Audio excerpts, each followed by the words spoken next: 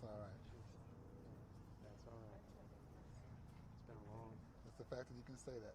It's good. It's better than all right. That's You know? right. Yeah.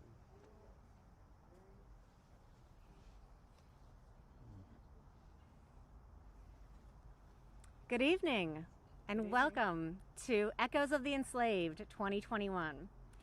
My name is Stephanie Sperling. I'm the Senior Archaeologist with Maryland National Capital Park and Planning Commission, Department of Parks and Recreation in Prince George's County. And this is our third annual Echoes of the Enslaved. Now, we've been doing this for the last 3 years. The Office of Archaeology has organized these events in conjunction with the Slave Dwelling Project. And its founder and director, Joe McGill, my friend, is here tonight. Joe, welcome back to Prince George's County. So good to have you back, my friend. Give it up for Joe, right? So I want to give you a little background about Echoes of the Enslaved. In 2019, we brought Joe here to Mount Calvert Historical and Archaeological Park, where we've discovered where slave quarters stood in the decades before emancipation. Now that year we had almost 100 people that came out for conversation circles. Many of them camped. And the next morning we did public archaeology in the spot where the slave quarters once stood. We found it was a very poignant and moving experience for me as a public archaeologist, I have to say. I mean, you know, we just had these conversations about the legacies of slavery, and, you know, now people got to touch the buttons from their clothes and the dishes, pieces of dishes that they ate off of. It was a lovely experience. We capped off 2019 with a panel discussion right here at Marietta, very similar to what we're doing right now. Now in 2020, we decided we wanted to take Echoes of the Enslaved to a different one of our Department of Parks and Recreation historic sites, and we selected Montpelier in Laurel. Now, we had big plans for what was going to happen with the 2020 event that all got derailed by COVID, but we managed to pull off a beautiful event. Joe McGill, never one to take the easy way out, flew here to Prince George's County in the middle of a pandemic to host 2 virtual conversation circles. The first night they talked about the legacies of enslavement, and the second night they talked about the legacies of colonization. Joe talked to a man called Rico Newman. He's an elder with the Piscataway Conoy tribe. So this year we're at Marietta. Now Marietta is the home of Gabriel Duvall. He was a Supreme Court justice. And of course, but Gabriel Duvall was also a slave owner. And the current manager of Marietta, Julie Rose, and her staff have worked tirelessly on the Giving Voice initiative. And Echoes of the Enslaved is part of that. You know, we're trying to tell stories of people whose names we might not know, but whose stories are not forgotten. So tonight we have our panel discussion with an amazing lineup. After that, we'll have the assembled guests and I will go down. We'll have conversation circles around fire pits in the fields here at Marietta. Tomorrow morning at 10:30, we have the Washington, D.C. Rebels Jubilee Voices. Singers will be here to have a performance. They'll be celebrating the lives of the enslaved community of Marietta, but also commemorating the 20th anniversary of 9/11, which is tomorrow, and all of the lives lost during that event. And then we're capping it off with more public archaeology. So families will be invited to come and help process and wash the real artifacts that were found right here at Marietta. So, you know, this is such a collaboration, and it has been my honor to organize and manage these events. And now I would like to turn it over to possibly our biggest cheerleader, and that is Betty Hewlett. Now, Betty is not just a cheerleader for Echoes of the Enslaved, but she is for, well, the entire Department of Parks and Recreation for sure. But I'm just going to say history is maybe one of her favorite things. She can tell you different. We claim that. So Betty is the chair of the Prince George's County Planning Board and the Maryland National Capital Park and Planning Commission. So Betty, thank you so much for being here.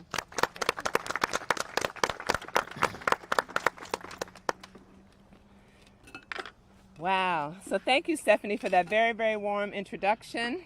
And good evening, everybody. How's everybody doing on this absolutely magnificent evening? You're doing great? Yeah. So on behalf of the Maryland National Capital Park and Planning Commission, it is my honor to welcome you this evening to tonight's most enlightening program. at the Marietta House Museum, the home of the former U.S. Congressman, the former Controller of the Treasury, the former Maryland State Court Judge, and of course the United States Justice Gabriel Duval. So, and as many of you saw, his law office was right there as you came through. But here at the Commission, as we excel in innovation and planning for the future in our county, we also live history 365 days a year. We have a long tradition of stewardship of historic properties and museums, spotlighting the amazing history and culture of our beloved Prince George's County. We take great pride in creating, hosting, and producing in-person, online, and virtual events like Echoes of the Enslaved that spark dialogue and engage attendees. But a major priority of our historic stewardship is to make sure that we tell the stories of all of our people, especially the often overlooked enslaved community. Their stories do not often get told.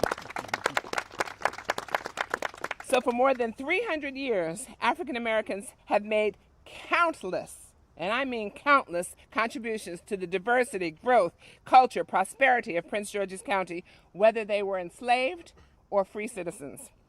Now, serving as chair of the Prince George's County Planning Board and the Maryland National Capital Park and Planning Commission necessitates that I preside over an array of land use cases that come before us for proposed developments. As part of this, we ensure that new developments protect the integrity of nearby historic sites. But preserving the integrity of the historic sites also requires studies to ensure that we preserve the artifacts of the enslaved quarters, and that while we clearly protect the Mark Plantation burial sites, we also explore the sites of the often unmarked graves of the enslaved who lived on the plantations. And you hear about these artifacts that Stephanie just mentioned, but it's imperative that the graves are not always marked. So we must have archaeological studies to determine our history as well. All people matter. And Prince George's County would never have emerged as the vibrant, thriving, prosperous community that we are had it not been for the contributions, labor, ingenuity, resolve, fortitude, and faith of our enslaved. Can I get an amen on that, please? Yeah. The Marietta House Museum is just one of the numerous landmarks with programs developed to bring Prince George's County rich culture to vibrant life. And events like what we experienced tonight provide opportunities to re-examine history, to incorporate new research, to reframe the narratives to include the experiences, the struggles, the traditions, and most of all, the vast contributions of our enslaved community. Through history, discussions, and collaborations, we hope to develop new solutions to the racial challenges impacting our communities and our nation, and there are many. In fact, this evening, as we sit on the cusp of the 20th anniversary of the horrific events of 9/11, we as a country continue to grapple with the heinous acts and subsequent conflicts that impacted our fellow citizens. They're even worse now than ever. We want to remember our first responders, their families, our service members, and remember the people of color and members of our Muslim community who have endured and continue to endure racism based on their ethnicity and religious beliefs as well.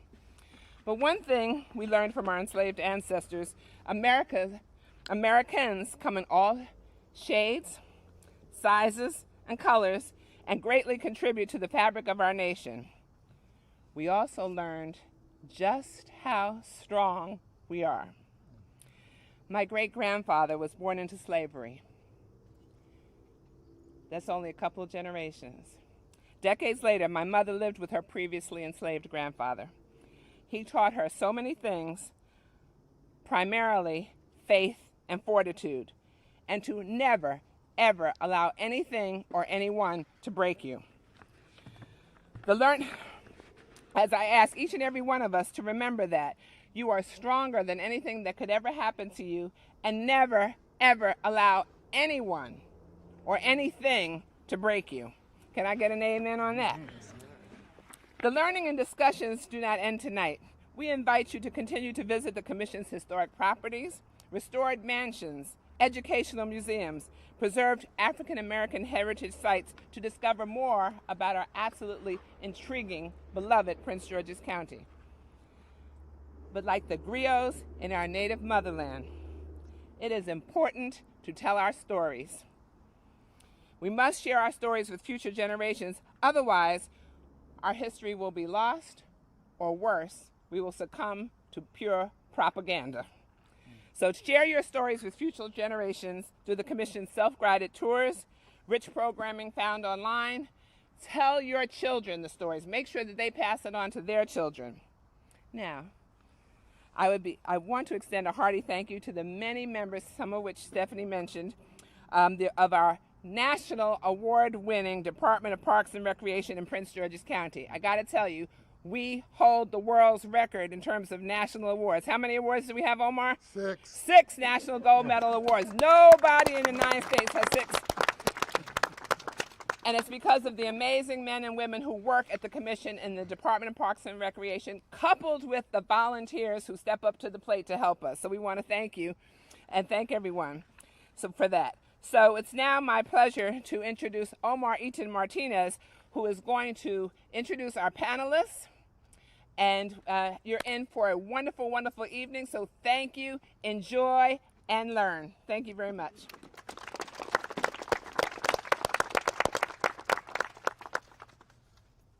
Good evening. Good evening. We are so happy that you are here to join us this evening to talk about the legacies of enslavement, but also how it's integrated into the legacies of anti-Muslim sentiment due to 9/11. We're going to get into some heavy conversations here tonight, so I hope you guys are ready.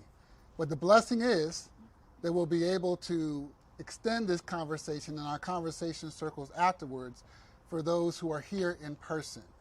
But for those who are out there in Microsoft Teams and virtual land, we did bring this to you so you can participate in the panel and get to know us a little bit better. So I want to go ahead and get started and introduce the panel. To my left, my immediate left, is Dr. Will G. Thomas, Professor of History and John and Catherine Engel Chair in the Humanities, CAS Associate Dean for Research and Graduate Education, but most importantly for us tonight, author of A Question of Freedom, The Families Who Challenged Slavery from the Nation's Founding to Civil War. He's a documentarian, and he's now going to become, a playwright now, too, as if you weren't busy enough. So if we can give him a quick round of hand. To his immediate left, I'd like to introduce Dennis Smith. Dennis Smith is our community member, one of our community leaders, a former mayor of Glen Arden, Maryland. But importantly to this conversation, he's a descendant of the enslaved Hawkins family from the Northampton Plantation slave quarters right down the street in Bowie, Maryland. So he's going to talk to us about his experience, digging into his family history and his genealogy, and all the things that he's learned from it, and we'll be able to share that with you this evening. Please give him a round of applause. And to his left is Andy Shalal, the founder of Busboys and Poets. He's also one of my favorite radio hosts I've heard on WPFW. He's a co-host on Works in Progress, and I believe also Business Matters. Busy man, philanthropist, activist. If you've ever been to his restaurants, you've had some good food and good time and good conversation. So please give him a round of applause as well. And last but not least, my frat brother, Joseph McGill, Phi Beta Sigma Fraternity Incorporated, because I know the chairman is going to ask me to say something. I'm going to say it right now. Phi Beta Sigma Fraternity Incorporated. So he is the founder of the Slave Dwelling Project. He's been doing this great work since 2013. He's been partnering with us on Echoes of the Enslaved. This is our third year together in partnership. He's also been a field officer for the National Trust for Historic Preservation, as well as currently he's a consultant for the Magnolia Plantation and Gardens. So he's going to talk to us about his experience running the Slave Dwelling Project, and you're going to get to know him really well during the conversation circle. So please give him a round of applause. Now, as you can see, we have a lot of great men on this stage. So here's my opportunity to give a mea culpa. We believe in gender equity in this space, and I promise you we will do better next time. I'd also like to, yes, round of applause, please, because that's the truth. The truth. A lot of great testosterone, a lot of great stories, but we need gendered voices. I'd like to also take the time to acknowledge that this is the ancestral land of the Piscataway people, who were among the first here in this Western Hemisphere. We are on indigenous land that was stolen from them by European colonists. We pay respects to them, their elders, and their ancestors. So during this conversation, we definitely want you to dig into that moment and understand the legacies of violence, displacement, migration, and settlement that bring us here together today. So I just wanted to acknowledge that. And we also have a wonderfully curated land acknowledgement sign in the front. Hopefully you all saw it on the way up. That we worked with Rico Newman, one of our Piscataway elders, and we will do a more formal reveal of that October 11th for Indigenous Peoples Day. We claim this as Indigenous Peoples Day. All right, that's our claim, and we stand on that. So without further ado, I want to give the first question to Joseph McGill, and I wanted you to talk to Joe about how does the slave dwelling project connect the past to the present? A lot of times we talk about enslavement and as this myth that happened so long ago, and we feel so disconnected from it.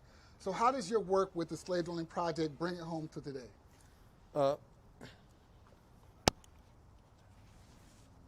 Slave dwelling project and connecting the past to the present, it's pretty obvious. These places exist here that we admire. These nice, beautiful, big houses, these mansions, the house on the hill, the architecturally significant buildings. But we must, in telling the stories of the inhabitants of these places, we also must tell the stories of the people who were enslaved. One particular connection is the patrols that were necessary to monitor the movement of enslaved people of that period, of blacks in general of that period. Because if you're not on the plantation, you're a freedom seeker or you're a runaway. There were patrols to control that. A lot of the police forces of today have their roots in those police forces of that period. And when we talk about movements like Black Lives Matter, and folks ask, well, then they respond, all lives matter. Well, we have to understand the history of that particular movement of police officers and why they were formed in the first place. So that's one connection.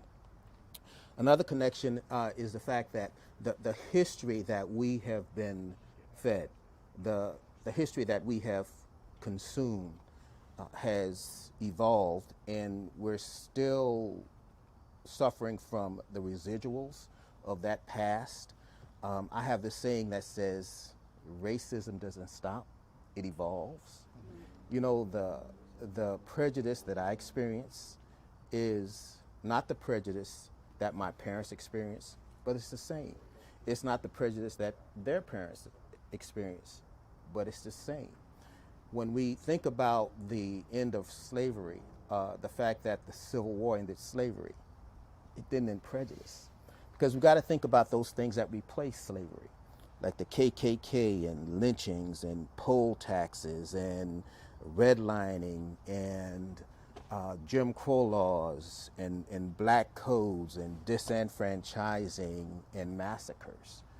Those things continue to live, and those things continue to exist. We're still dealing with the residuals of those things. The wealth gap that exists today. Being in chattel does not allow you to accumulate wealth. But after slavery, those things that I just mentioned continue to persist. That's the reason for the wealth gap. So those are some of the things that make the connection. Thank you for that, Joe. It's really telling how when we lean in on this work, that we are really trying to focus on making sure that people understand that this is a continuum. There's a continuum of anti-blackness. There's a continuum of racial violence. And these all have an historical context that we have to better understand so that we can correct. You can't correct it if you don't know the source of these things. And so I think Joe's work, I know Joe's work is impactful, and the type of work that we do here at PG Parks is also impactful as well. I wanted to move the conversation a bit to 9/11 and talking to Andy Shalal and inviting him to be part of this conversation was super important for us. We all were impacted. I was living in New York during 9/11, so I have my own 9/11 stories. But I wanted to connect it before I ask Andy a question to help people understand that, like, there's documentations of men like Ibn Said who said among approximately 1/3 of American slaves were Muslim, right? While the exact number of enslaved Muslims is unknown, up to 40% of those who were captured and enslaved came from predominantly Muslim parts of West Africa. So even in our own histories here in Prince George's County, we have Charles Ball, who was involved in the War of 1812. We actually cast his image on bronze near the Peace Cross in Bladensburg.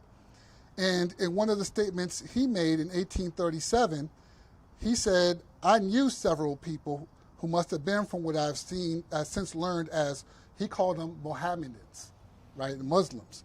Though at that time I had never heard of the religion of Muhammad. So there was one man on this plantation who he saw pray 5 times every day, always turning his face to the east when in the performance of his devotion. So I just wanted to give that little bit of that context for us who may not understand that part of our history, and now jumping into Andy as a community leader, as a Muslim man. How do you see these connections to the legacies of enslavement, also considering the legacies of anti-Muslim sentiment, in particular in light of the commemoration of 9/11 tomorrow? Thank you very much. I have to say, I don't pray 5 times. I don't like fasting, and I don't go to mosques. But I've never felt so Muslim than I did after 9/11. And it's really interesting. You have to think of it in terms what 9/11 did. I think for a lot of Muslims, I know for my family, we were so devastated by the response to 9/11 and the scrutiny that Muslims got. I had the FBI knock on my door, asking questions, innocent questions, mind you, I was told, but nonetheless, you feel very un-American when that happens. And I felt very unproud to be an American. I'm a naturalized citizen. I always say that naturalized citizens are the ones that hold this country to its ideals and values because they do it with intention. Much like, I think, if it's not for immigrants and black people, this country would be fascist. Let's face it. I think the folks oftentimes that are at the bottom are the ones that always go back and uphold the standards that this country is supposed to espouse for. We came to this country for those values. My family did. And when those values are trampled upon, you feel it, and you're the first to feel it oftentimes. I think many Muslims were very disappointed at the reaction of black Americans toward them. I think there was this sense of, there's someone below us now, and that's the thing about, I think, whiteness. Whiteness is a pathology, and it creates that sort of hierarchy that you can't escape from, because white is always at the top, and everybody's fighting for the 2nd, 3rd, 4th, 5th, 10th tier, whatever tier happens to be. So it's really problematic, and I think it was highlighted during 9/11, and we all sort of noticed it. My parents were thinking of moving back, actually, but back was Iraq. That wasn't a good place to go. And so we were stuck and honestly looking for places that we can go to that could possibly harbor us, because we didn't feel America no longer cared or welcomed us. But then, you turn around, you double down, and you say, you know what? I have the right to be here like everybody else. And this country has really, I mean, it's interesting. The Constitution and the way that it's written and all of that kind of speaks to a much higher set of standards than I think we live for. Langston Hughes said it really well when he, in his poem, "Let America Be America Again," because he's a black man living in the 1930s writing about this America that was so amazing. Like, how is that possible? Where he saw the possibilities. And he said, we have to hold it to those standards. Those are the standards this America was built by. Now make it happen. And I'm going to fight every single day to make it happen rather than run away and say, let them take it. Because it really does have a certain higher value, much more spiritual and deeper value than anything else. So my parents were ready to pack. And we decided, like, this is not going to work. And honestly, the seed of Busboys and Poets, the place that I opened, started around that time. The idea that I felt so alone, I felt so isolated and so un-American, as I mentioned, that it was depressing. Everybody turned around. I remember when 9/11 happened, we lived in a cul-de-sac in Northern Virginia, and I was already downtown. My wife called me and she said, "I just want to warn you, there are flags on every house except ours." The flags went up quickly. I don't know. Do people keep flags in their home? Is that what they do? I didn't know that. I don't do flags, so I had no idea. People actually had flags at the ready they could put out, and so when I got home, we had no flag. And the next morning, the neighbors are out in the cul-de-sac, and everybody's kind of chatting around, and it's like, oh my God, what happened? What happened? Of course, I was the expert about what happened because I'm a Muslim, so I knew exactly what happened.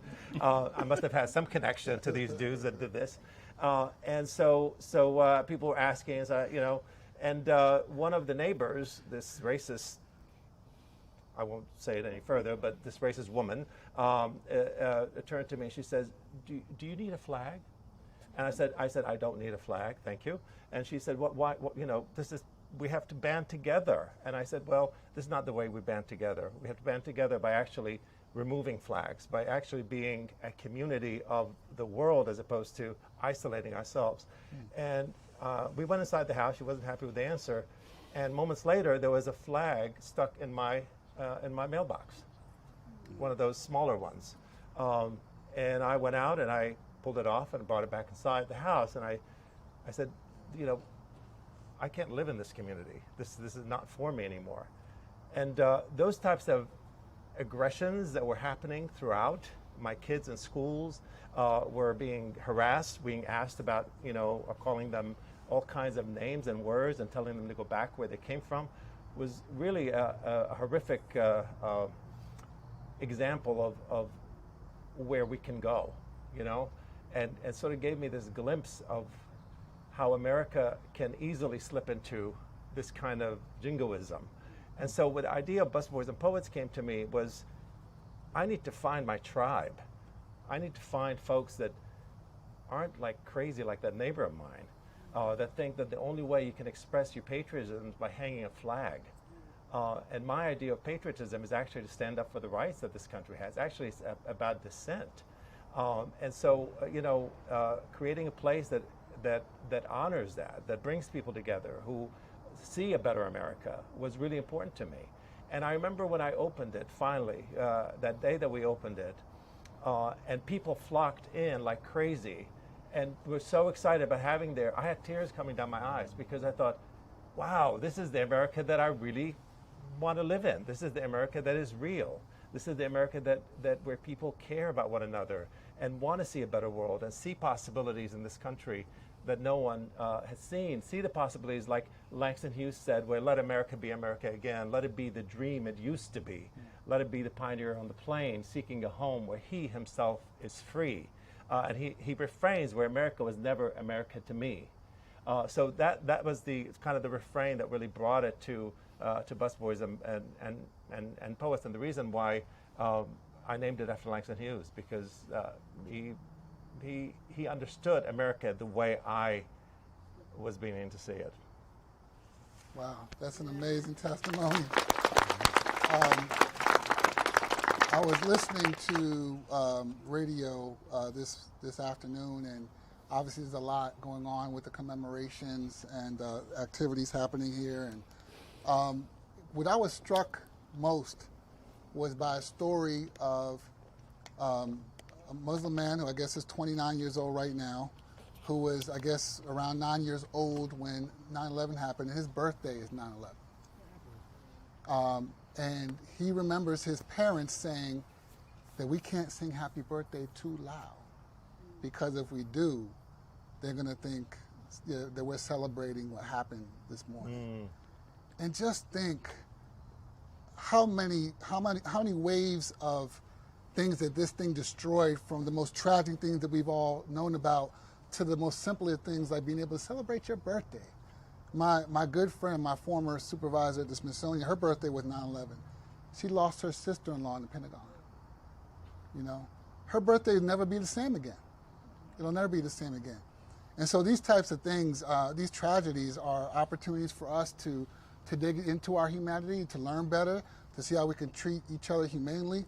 But it always starts with the truth and with evidence and with this type of enriching dialogue. So I'm glad you guys are part of it today. Dennis, if you could talk to us about the experience you have had in doing the genealogy of your family, connecting it to the Hawkins who were enslaved at Northampton, and how has that impacted your identity and how your family gets to deal with racism every day? Yeah, thank you, Omar, and thank Park and Planning for having this, Betty. My cousin Iris McConnell is a historian, and she would have been here today. She turns 90 September 28th, and sometimes she's not always up to it. She's a family historian, and I would say Don Krevling. I want to mention Don Krevling. He was the archaeologist who helped us do the digs and things. Okay. But in working with going back, taking a look at the from 1792, and the 35 slaves, equally men and women, who came here in a Spriggs plantation onto Lake Harbor, where the Northampton plantation is now, a 1,000-acre plantation called Lake Harbor, and recognizing that that there were 62,000 pounds of tobacco picked every year, 62,000 pounds, and tobacco was king, and what that meant for the economy of not only Prince George's County and of Maryland, but for the nation, and what Virginia and Maryland were doing in terms of building that economy, and what that meant. And as I mentioned to some of my colleagues, that Will and others, is that we had to do the economics of that, to talk about that. This was free labor. This was a labor-intense industry. And this was free labor, this picking of tobacco and taking this tobacco to market. I remember even when I started working in Upper Marlboro, that the tobacco bonds were out on 301 at the time. They were still there in the 1980s.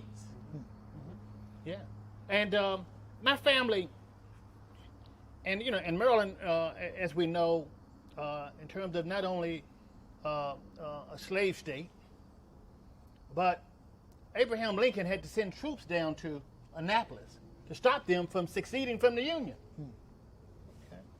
Okay. And I looked at my family, and I looked at the history in terms of many of its how it has evolved, and so many of my family members, still after 1865, were sharecroppers. And my Aunt Hess, she could live in the house for as long as she lived, and then it resorted back. It's a deed, life of deed. Yeah. Right. Yeah. Right. And that kind of, what does that do for us? It destroys wealth. Yeah. Take it. Wealth is taken. Right. Right. And this is on my father's, the Northampton plantation is on my father's mother's side. My father's father, he lived on a plantation. His father lived on a plantation on Central Avenue and Ritchie Road. And F.L. Watkins I don't know if maybe people may remember the hardware store in C. Pleasant, F.L. Watkins, in that area. And so he walked down and he met his well, they communicated, right?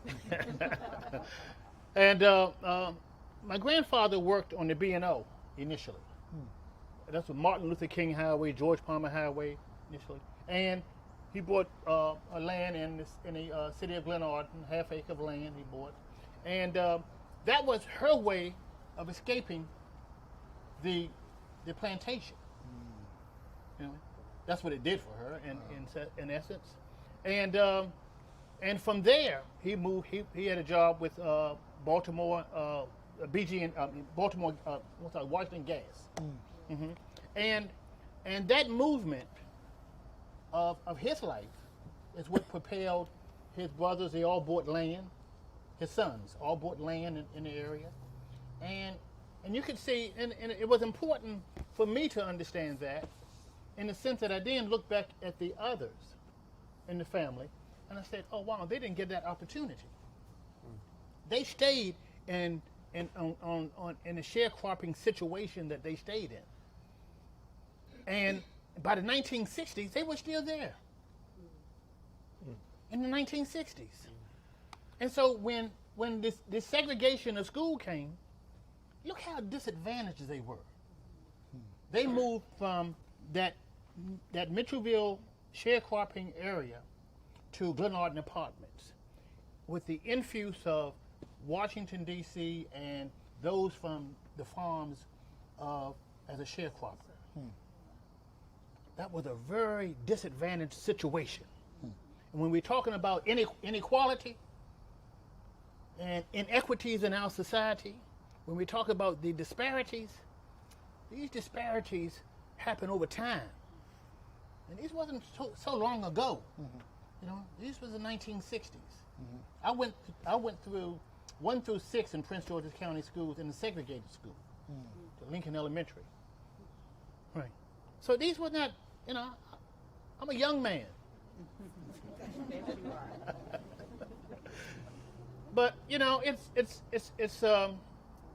these inequalities that I think that when I look at the life of the family, how it evolved, how some people got a little break and others didn't, and how some escaped the ravages of drugs that came into the community, and how others didn't. Right. I say, wow, it was by chance. Oftentimes, it was by chance. And so, I think that when Dawn Krevlin came and we cousin Iris had did the history and I helped her take a look at the go to Upper Marlboro and we looked at the tax rolls, and we go down to Annapolis and look at some more tax rolls and looking at the family in terms of where it come, and hopefully I tell you my cousin Iris can tell this story, and she's 90. She can tell this story off the top of her head, and we are still digging back right now in terms of the Sprague family. Some of my family left here and went to Baltimore. They went to Philadelphia, right, and some of them even went to Connecticut, right. And so these, you know, they were trying to escape from here. Right. My aunt Agnes went to New York and she worked in the garment district. Right, in 1918 she left the Northampton plantation then. It was still a plantation.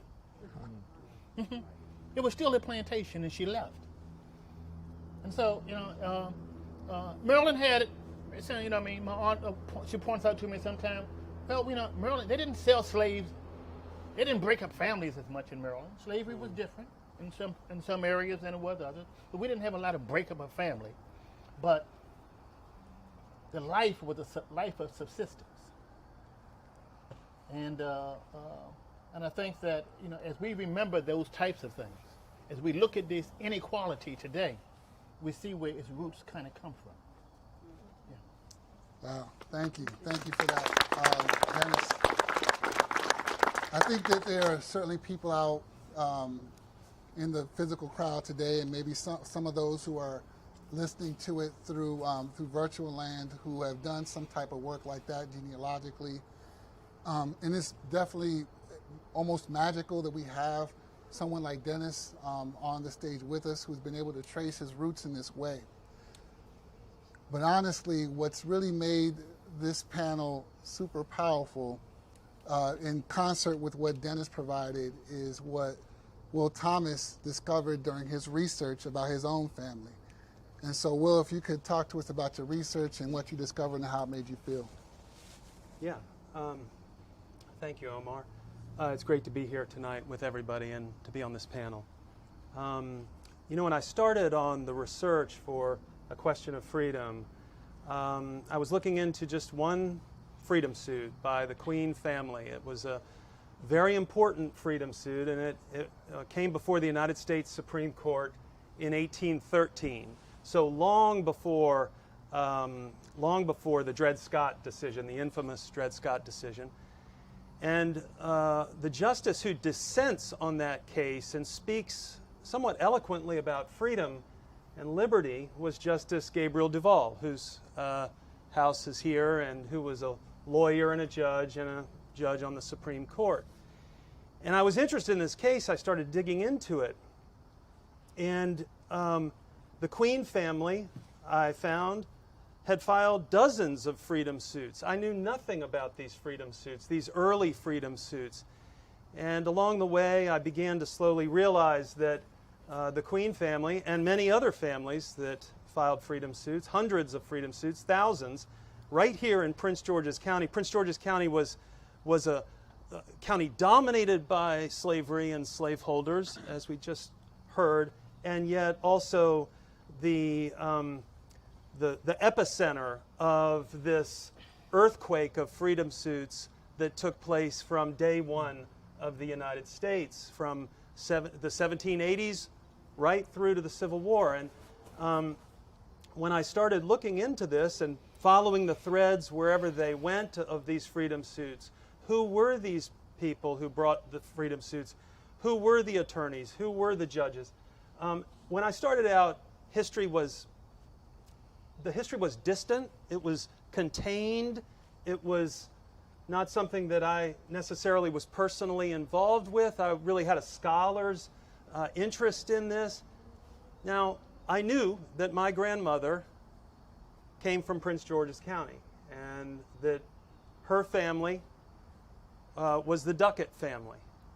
And the Duckett family had, I knew they had to have been slaveholders. They had plantations here, Pleasant Prospect, not far on Woodmore, and Melford here. But I didn't know much about them or the Duckett family at all. And the more I began researching the Queen freedom suit, the more I realized that the Ducketts were right in the middle of this story, and so was I. And it changed the way I approached the history. It changed everything about how I think about history and how I think about slavery and what it means in this country and how we need now to reckon with the legacies of slavery and of enslavement here in the United States. And what I mean by that is I found that one of my ancestors got his start as the young lawyer for the Jesuits right here at White Marsh, defending the Jesuits against the Queen family freedom suits. And then I found that one of my ancestors was the judge in the court in Prince George's County in Upper Marlboro, and he presided on the day in which the Queen family, 24 of the Queen family, won their freedom in his courtroom. And then most difficult of all, I found that the last queens held in bondage in Maryland in 1864 at the end of the Civil War were held by a member of the Duckett family. And so the history that had been distant and contained was no longer so. It was personal and direct and immediate. And I think one of the things that we have to reckon with in America today, is that many Americans see slavery as faceless and nameless. It's this sort of this abstract institution, but we just heard how personal it is to this day. And I think, and I tried to do this, we need to tell the story of American slavery around the history of particular families, of families like Dennis's, of families here in Prince George's County. We cannot speak about it in abstract terms. It was a personal experience and a familial experience. And coming to terms with that in the course of writing this book and doing this research was something that I worked through, and I also will say that there is, as we'll see this evening, great possibility. There's both such sorrow in this history and such possibility for transcendence today. And as I came to know the descendants of the queens, and they are in the book, and the descendants of the people that the Ducats enslaved, and the descendants of all the other families of Prince George's County who sued for freedom, the Shorters and the Butlers and the Thomases and the Mahoneys, and their freedom suits were at the center of American freedom making in a way that we've not acknowledged. And what I tried to do in A Question of Freedom was tell that story and bring it to us today. Thank you. Please. I hope you all can appreciate this. This is not common. We have people on the stage here today who represent both sides of this very horrific institution. We have people on this stage who are giving you first-hand accounts of what life was like after 9/11, but understanding there's a historical context to all that as well. So I'm going to ask this question for all of you. Before I ask this next question, I just want to remind folks out there in virtual land that you can be sending your questions in if you haven't already. And then ultimately, we also would be happy to take questions from the physical attendees here as well. We have mics set up. But before we get to that, I want to ask one question I'd like for all of you to answer. We'll start with Joe and then work our way back up to Will. What is the importance of acknowledging intergenerational trauma? Period. Well, or question mark. well, it's certainly important because a lot of folks think that the prejudices that we deal with today started in our lifetime. It didn't.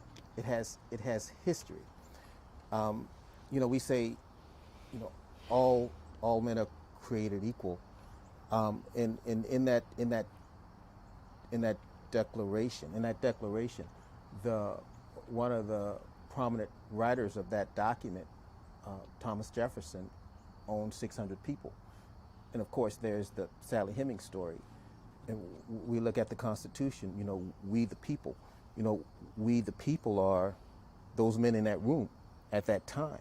Because if you were not a property owner, you, a white man or property owner, then it really didn't include you. That same Constitution had to be amended many times to include me. And if in the female African-Black women that I see in the audience, it had to be amended many times more to include you. That's generational stuff. That's stuff that has been passed down to us. That is traumatic. When I, unfortunately, about a year and a half ago, when I saw the knee on the neck of George Floyd and had to witness that and know that at the time that when I saw water streaming from his body, I knew that man was dead. I knew that gentleman with the knee on the neck had a past, or at least he thought he did, to do that. That's been embedded in him generationally. he saw it as an opportunity and a right to do that. That stuff is dangerous.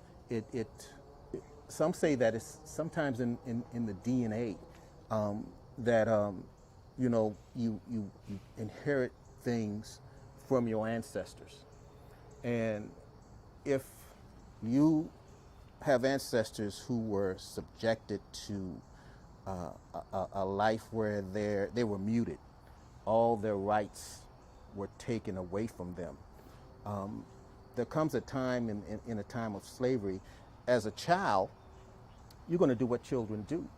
But at some point in your life, you're going to have to know that there are some privileges that you don't have. And that has to be passed on and on and on. And you have to acquiesce. And in this acquiescing, you are, subjecting your children to do the same thing for survival. And beyond slavery, those elements of things that still continue to, those laws that were made to keep us in our place, if you will, keep us from being uppity, as they termed sometimes, those laws continue to conform to a system that we had established historically, based on a colonialist way of thinking. I'm here now.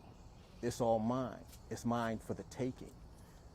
Disregarding the natives and bringing Africans into enslave them to build a nation that is so great. And in passing these things on, it's traumatic. It tends to still live with us today.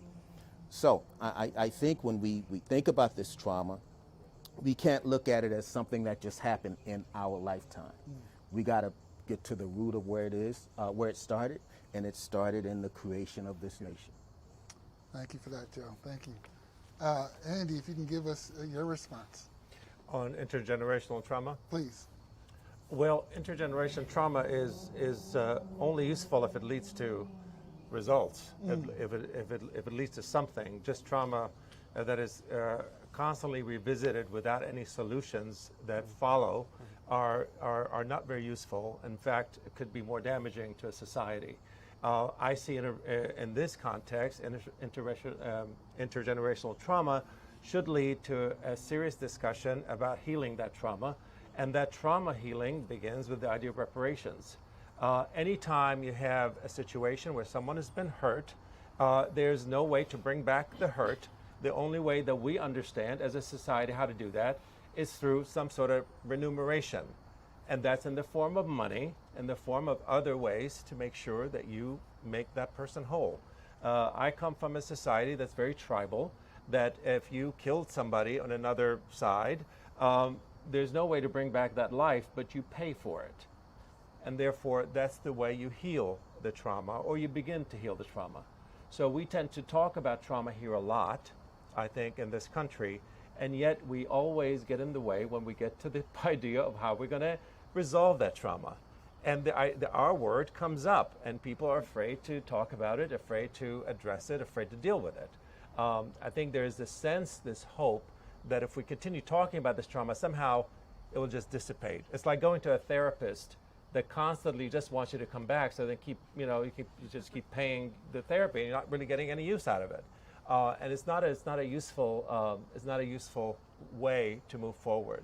I think we have to have an idea, a goal in mind of how to come to some sort of conclusion or some sort of way forward in dealing with that trauma. And I think reparations is the only way. We had an opportunity to grab a bite. You talked about reparations in a special way. You said reparations is not strange to this country. Could you talk about that? Right. I mean, yeah. When we talk about reparations, oftentimes people say, "Well, that's kind of strange, reparations." But we've had reparations. We gave slaveholders money to release their property, their slaves. So we know how to do reparations. In England, they did the same thing. When slavery ended in the early 1800s, the slaveholders were paid. So we know how to do it. It's just a matter of figuring out how to move forward. And I think there's a bill in Congress to study reparations that hasn't even gone out to vote. So that the study of reparations is being blocked.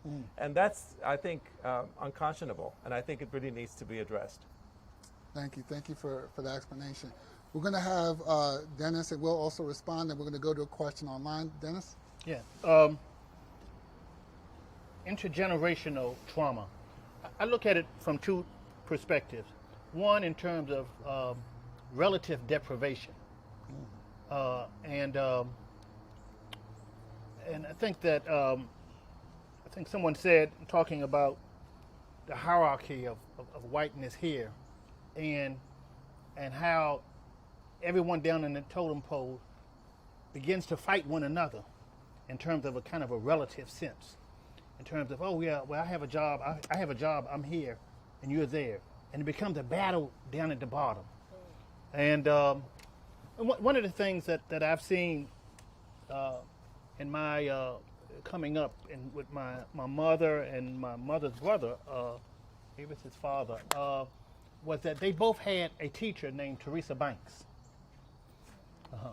And how Teresa Banks began to shape their lives, and how that right there was passed down to us. Right, and she was a glorious a woman. You know, I mean, you named some institutions after her. Right, that's right. And it was that type of intergenerational. At that time, we had a lot of absolute poverty. But then when we began to move into the 1960s, and Prince George's County began to change, and as Wayne Curry used to say, Prince George's County was the only community where it became majority white to majority black, and income and education went up. But there was a relative deprivation in Prince George's County at the same time. And at the same time, we had school desegregation and a very vicious fight over school desegregation. And so with those black kids at the bottom at that time, that viciousness did not help them. That viciousness in terms of them going into a class with that white teacher was not a good thing. There were some of us who kind of benefited because if we had a chance to have a parent that gave us a little bit more, but that other group did not. And so is that kind of history, of relative deprivation that we see in our own community and that we have seen a type of struggle with intergenerationally. And it's up for us to go back and to reach back and to pull up. Yes. And that's why I continue to work hard in the community. We thank you for your work. Will? Yes, I think the first thing to say about intergenerational trauma is to recognize that it exists, that it is real, and scholars and scientists across a whole range of disciplines, from psychology to sociology to history and medical history, are finding that there are health disparities, a wide variety of traumas that occurred in prior generations that manifest in bodies and minds today. And so I think it's crucial to recognize that it exists first and foremost. And second, I think in the case of American slavery, there of course is so much trauma, it's hard to describe or begin to get a handle on it, but let's just talk about, for one thing, the interstate slave trade. I mean, Maryland and Virginia, Maryland in a major way, 1.4 million enslaved men, women, and children were sold from Maryland before the Civil War over the course of the early 19th century, over 50 years. In fact, a person was sold in the United States every 3 minutes for more than 50 years. So the slave trade was not only a transatlantic African slave trade, it was also a slave trade right here in which families were separated from their loved ones and sent far away. And in the case of the Georgetown University, 272 enslaved people, including many of the families who brought freedom suits here in Prince George's County, they were unalterably separated from one another. Part of the family here, part of the family enslaved, part of the family free from freedom suits, and part of the family forever cut off until quite recently. So that trauma is present right now today, and we do have to repair it and reconcile it. And so I think recognizing it and then really thinking about what's not often talked about in American history, the interstate slave trade and what it meant. Thank you for that. Thank you. So we have questions from online.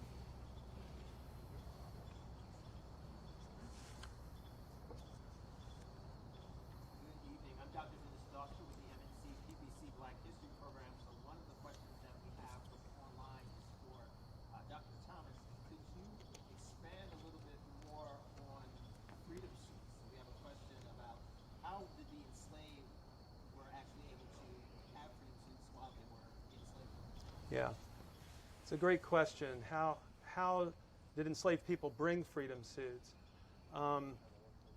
First of all, many of the early freedom suits in Prince George's County, the Queen family's suit, the Mahoney family suit, which were the two most important, they really challenged the basic law of slavery in Maryland. They shook the foundation of the law and whether it really upheld slavery.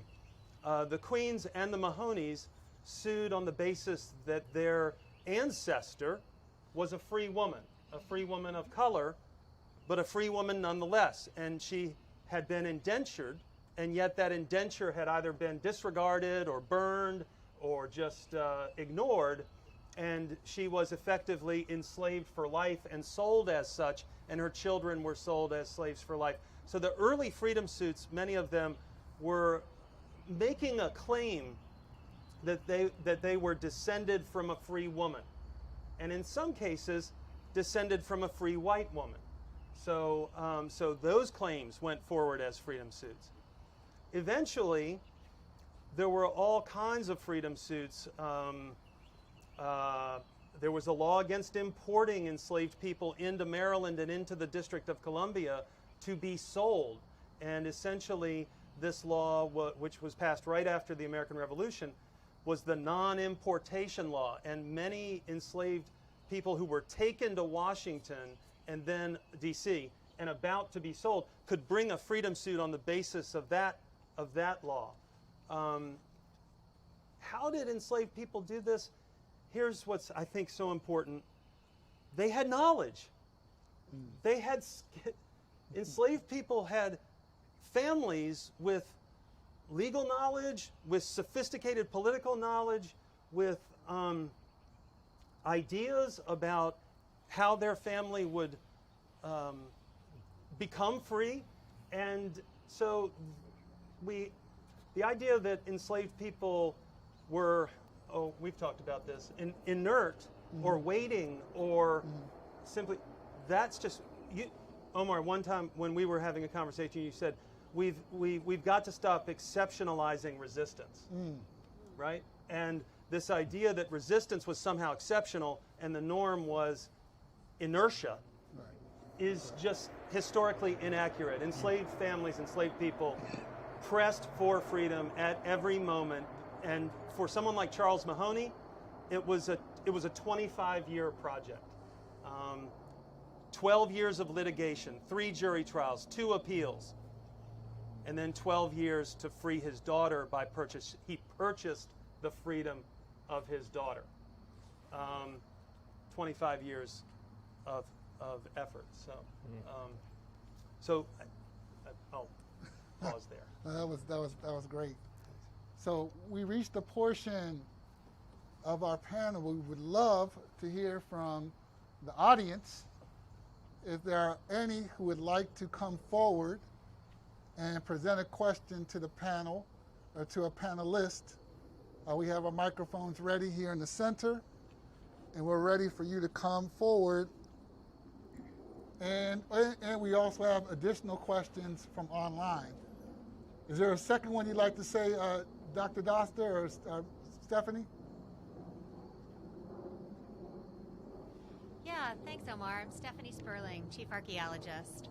We do have another question, and it's how do you all feel about schools in the county being named for slaveholders, like Duval High School, for example? So I'll say it again. How do you all feel about schools in this county being named after slaveholders like Duval High School? Anyone? Well, Joe. I can speak generally on that subject. Well, you know, there's this move afoot now to rename military bases because they were named after Confederate participants in the in the war, in this treasonous war called the Civil War. So there's that. But there's also this word of caution in this. Think about colonists, enslavers, and racists. How many things, places and things are named after colonists, colonialists, enslavers, and racists? It's a lot of things. I'm not saying that I agree that schools in this county should keep the name of enslavers. Every place has to deal with that in their own way. I recall that, just read today, somebody handled, they changed the name of a school from Robert E. Lee to Lee. How's that solving the problem? That's not solving the problem. But I just want to, just caution that, if indeed we change one name, there's a term I use, slippery slope, of us having to change several names. It's like when I look up at Mount Rushmore, I see 2 slave owners, but I don't want them to go away. I don't want Mount Rushmore to go away. I was hanging out in D.C. About 2 weeks ago, and admiring the Washington Monument and the Jefferson Memorial. Slave owners don't want them to go away. When we think about Edmund Pettus, the Edmund Pettus Bridge, Edmund Pettus was a slave owner, but that's a very popular name for that bridge. I would love that bridge to be named after Congressman John Lewis, but it's just that we need to just think about where we're going here. Please. I think a little differently about this, but I think that oftentimes the argument about removing some of the statues and all that is oftentimes, well, we're erasing history, and history is important for us to learn. But I think we've learned a lot more about history by removing those statues that we had with them sitting there. So I think a lot of people just ignore those statues. They were just there, and suddenly everybody's learning about these slaveholders that have been around for a long time. I think it's a really fun project to just remove all these names. I mean, the Washington Monument can be renamed. States can be renamed. Things. I think we can evolve as a society. Now, I'm not saying do it overnight, but I'm saying that as a society we can learn to change and evolve. And I think it helps us all to move forward as a unit when that happens.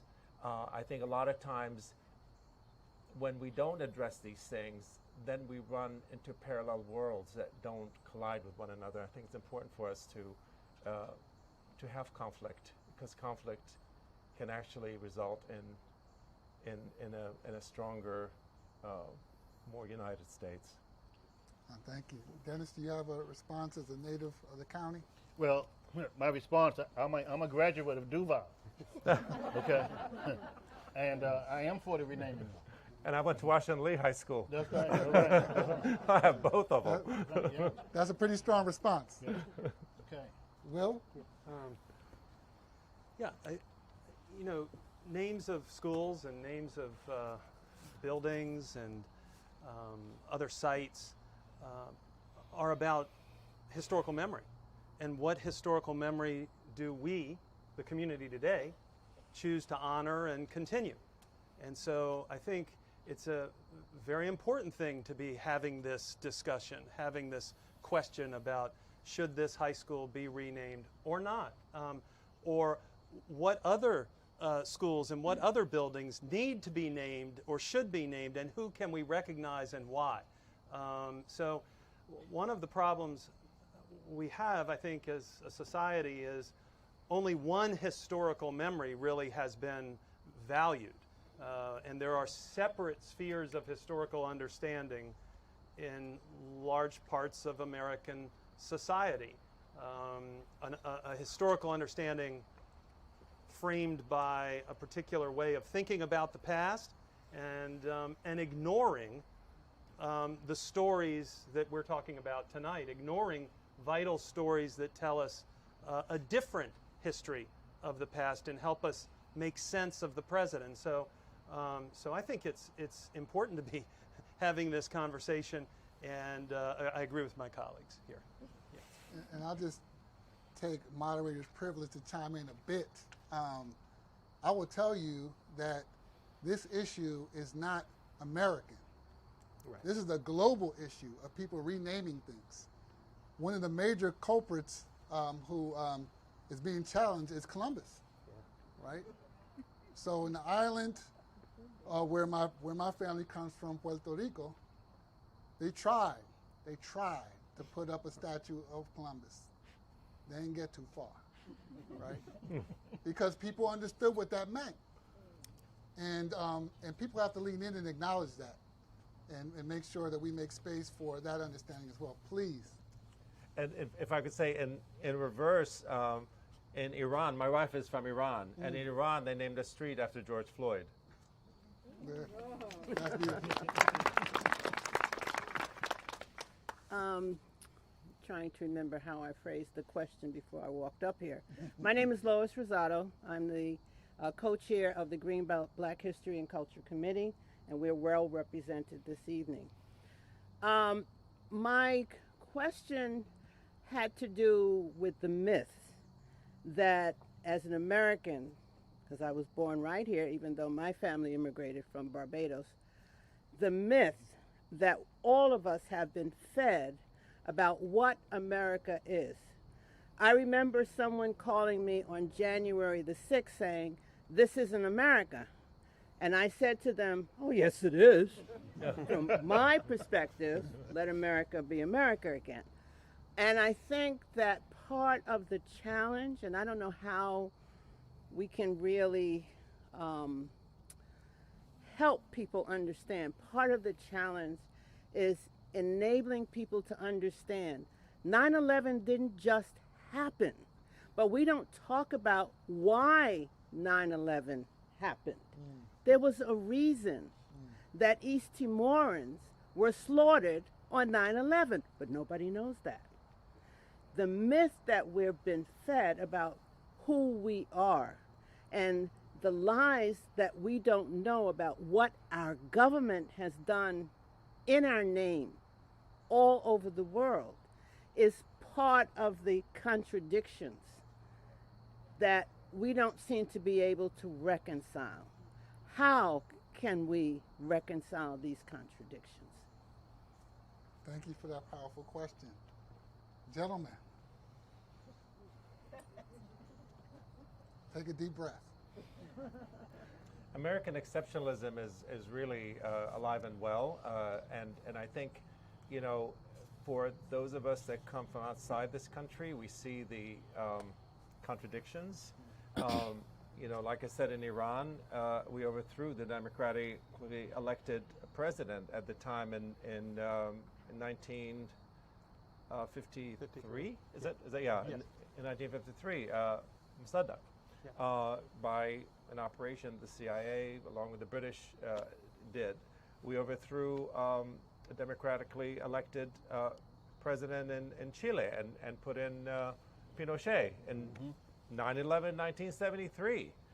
So there's a lot of stuff that happens, and then we then I think it's interesting. The rest of the world sees the hypocrisy.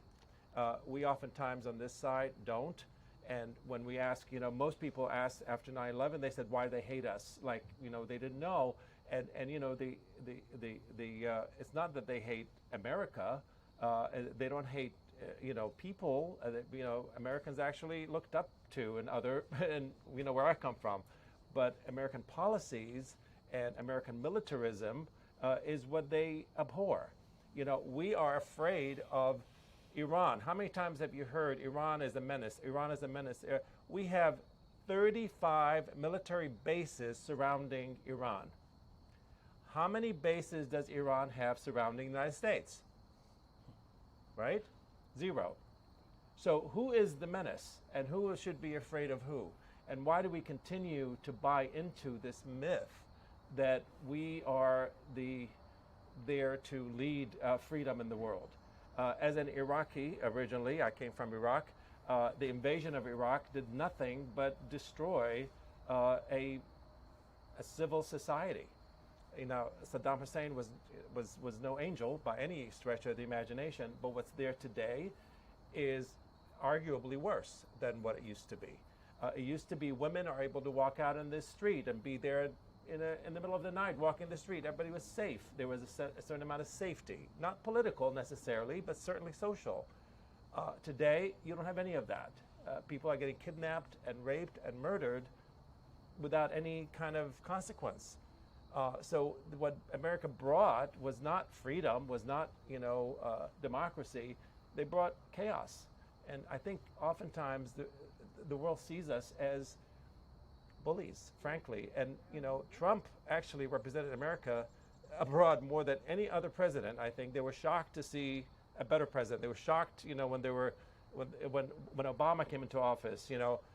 Obama was no angel either, but let's put it that way. But still, there was a sense of Trump was really the representation of what people see America all over the world, I think, certainly from the part of the world that I come from. All right. Powerful question, powerful answer. Sir. Hello. My name is Jaden Preston. As a person of the younger generation, I was just curious, how can we keep these stories alive and let the younger generation know about this? Because I feel as though a lot of us are very disconnected from our own history. And this is just an open question for everybody. And so, yeah. Keep coming. Keep coming. Yeah. Gentlemen, any responses? Yeah. You don't hate yourself for listening to this, do you? You don't hate America for listening to this, do you? No.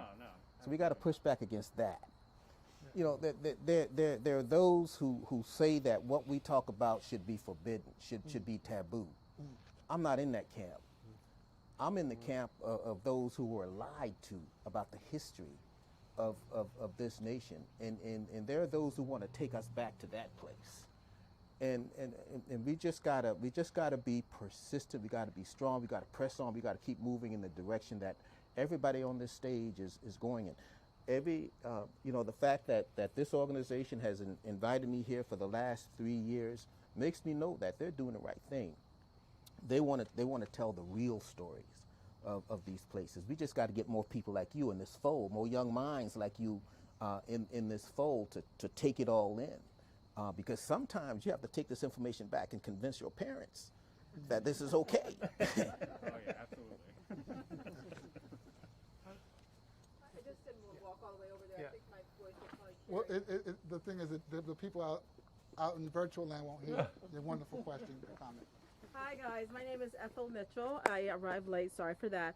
But I didn't know this was going on, but now that it is, I'm thinking this is great. But speaking to I know there's a project called, I think it's the 1619 project. And I know the Urban League, the National Urban League is getting behind that. They're trying to get it out there. They're trying to get the story told. They're trying to get it into our history books. So to that young man there, I hope that that goes through, because I think it's very important that the younger generation knows the story behind America. America is ashamed to tell its story, but it needs to be told. And one of the things that I was so thankful for last summer at the Black Lives Matter protest down there, I saw so many young white people, or people that were not black, that was down there with their hands raised and protest against what was happening, what happened to George Floyd. And I applaud that tremendously. So I sincerely hope that someone is trying to do something about to rewrite our history books and get that 1619 project done. So young man, I hope that happens so that you will learn and you will be able to go back and share with your friends and colleagues or your grandparents and talk about this issue, because it is a very important issue. Thank you. That's the community speaking right there. Yeah. Will. Yeah. I think, I was just going to say quickly, I think young people are eager and hungry for truth about history.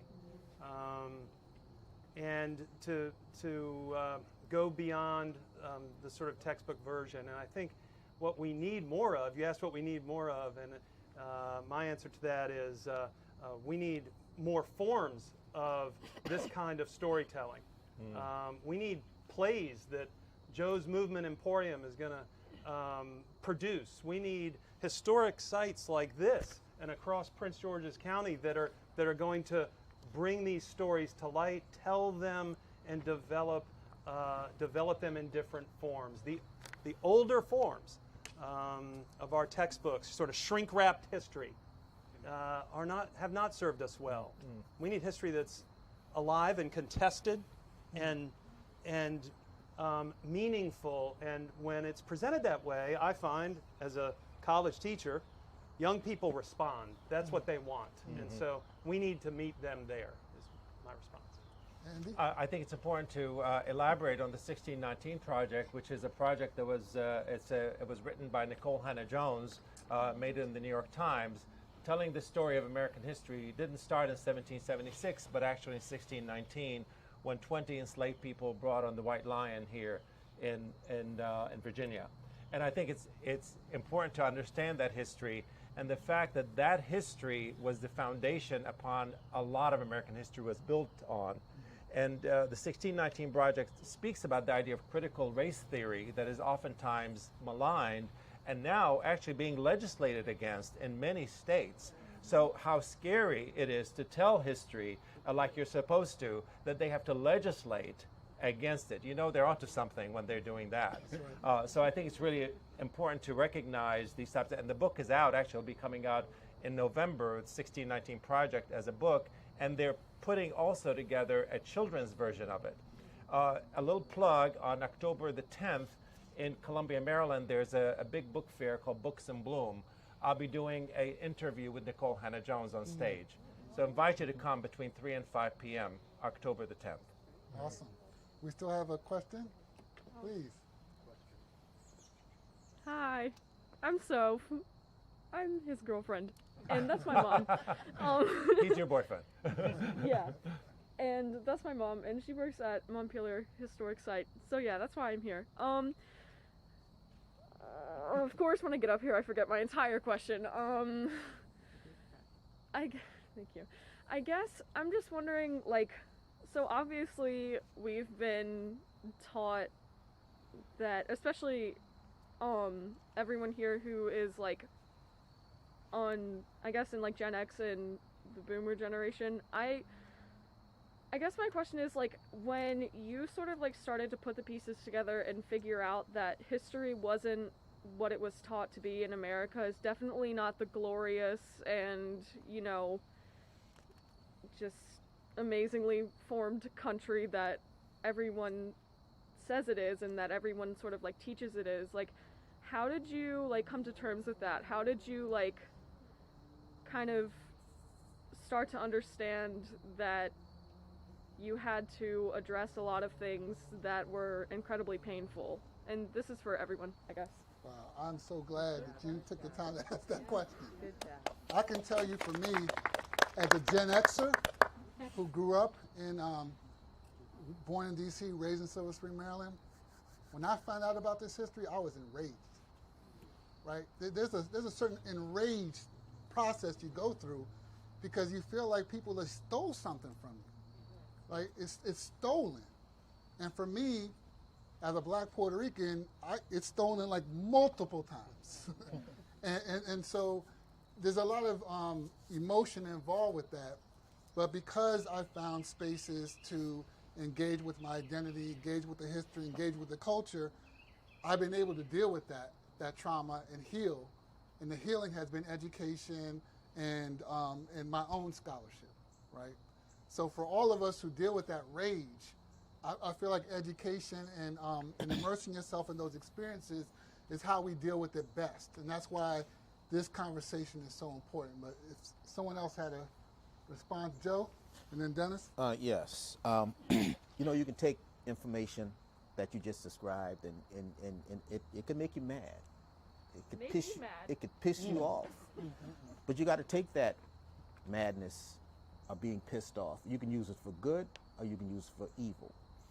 I think that what I did 11 years ago, I started using it for good, because not everybody can sleep in a place like this all by themselves or go to a slave dwelling and sleep in it.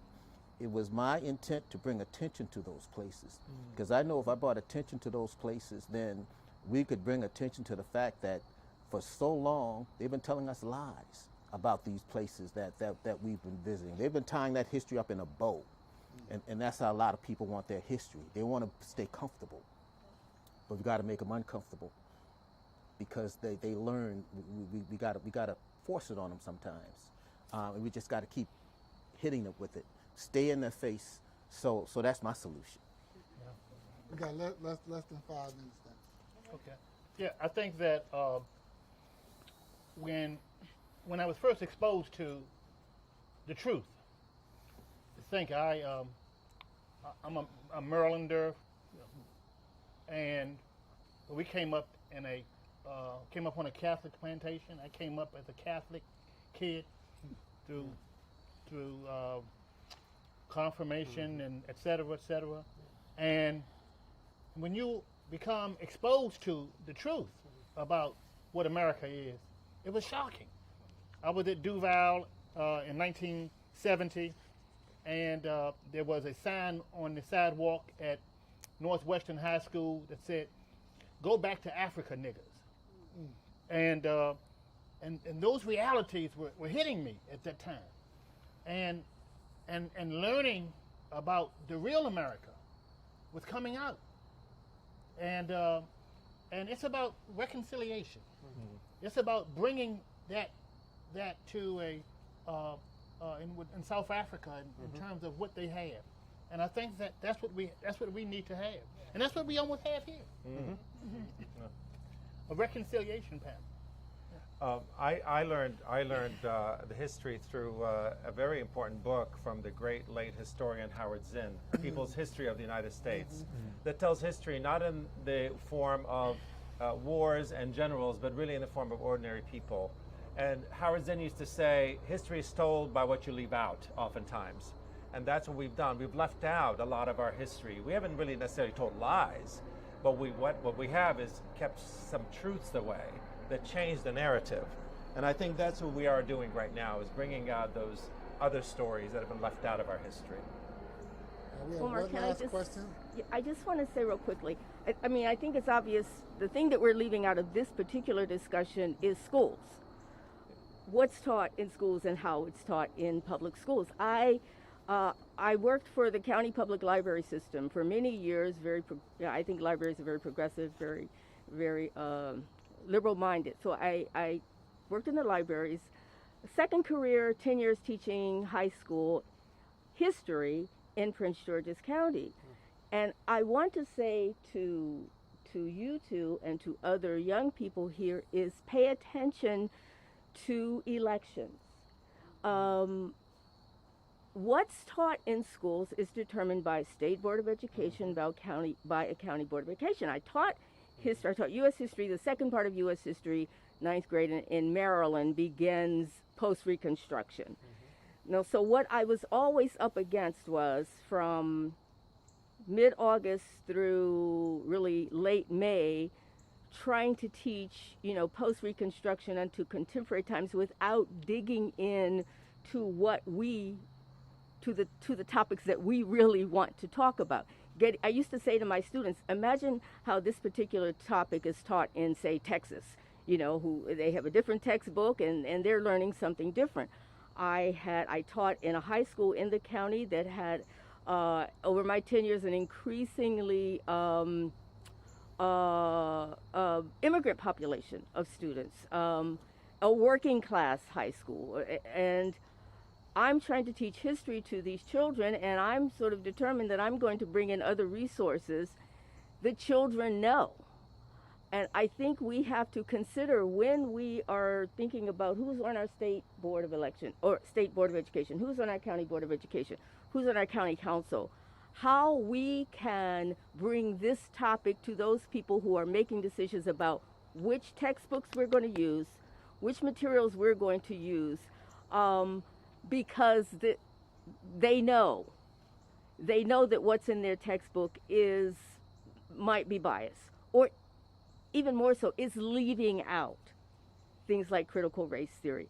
I was old enough to just, put my career on the line and teach what I knew, to bring in other resources, to bring in people like Alvin Thornton and have him talk to my class.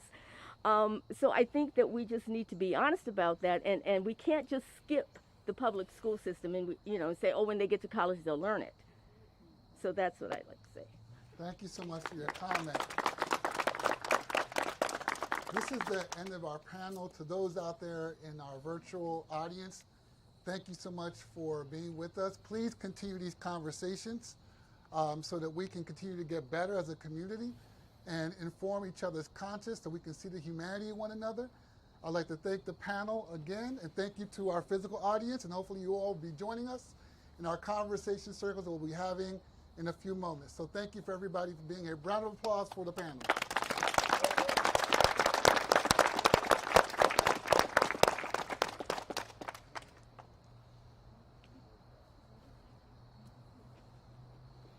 All right, that's a wrap. Let me give you this gentleman's. Thank you so much, everybody. Let's just get it over.